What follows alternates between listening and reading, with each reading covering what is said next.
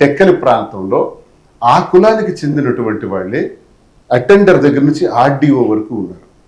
వాళ్ళందరూ ఒక దాష్టికం, ఒక రౌడీజం, కులాల మీద దాళ్లు చేస్తున్నారు.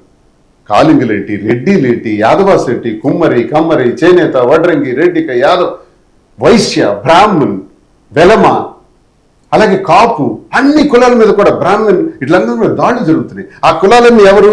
కాళింగ కుల నాయకత్వంలో నడుస్తున్నటువంటి కులాలు చాలా ఉన్నాయి.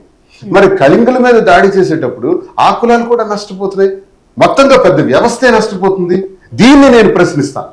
దీన్ని నేను ప్రశ్నిస్తే వాళ్ళు ఏం చెప్తారంటే, ఇప్పుడు టెక్కల్లో ఏ అధికారులు అయితే పనిచేస్తున్నారో వీళ్ళందరూ రేపు పొరపాటున గవర్నమెంట్ మరి వైసీపీ వస్తే వాళ్ళందరూ శ్రీకాకుళం, నరసన్నపేటలో పనిచేస్తారు. ఉదాహరణకి గతంలో చాలా మంది అధికారులు తెలుగుదేశంలో 2014 నుంచి 19 వరకు టెక్కల ప్రాంతాల్లో పనిచేసి మమ్మల్ని హింసించిన వాళ్ళు శ్రీకాకుళంలో దర్జాగా చేసుకున్నారు 19 నుంచి 24 వరకు. ఇది ప్రశ్నిస్తాను కాబట్టే వాళ్ళకి నేనంటే పడదు. ఇంకా అక్రమాస్తులు ఎన్ని! ఇప్పుడు శ్రీకాకుళం రాఘోల్ మెడికల్ కాలేజ్ దగ్గర పెద్ద లేఅవుట్ వేసాడు ధర్మన్ ప్రసాద్, వైఎస్ఆర్ కాంగ్రెస్ పార్టీ హయాంలోనే. కొంత భూమి కూడా ఆక్రమించాడని తెలిసింది. సరే, ఏం జరుగుతుంది అది ప్రభుత్వం చూసుకుంటుంది. ఇప్పుడు అచ్చెన్నాయుడు దానికి 2.5 కోట్లు పెట్టి రోడ్డు వేసాడు. అంతేకాదు, టెక్కల్లో నడిబొడ్డులో ఒక 40 కోట్ల రూపాయలు విలువైనటువంటి ఒక పెద్ద ఆస్తి ఉంది. అది స్వర్ణకారుల యొక్క ఆస్తి. అది ఒక ఇండస్ట్రియల్ ల్యాండ్.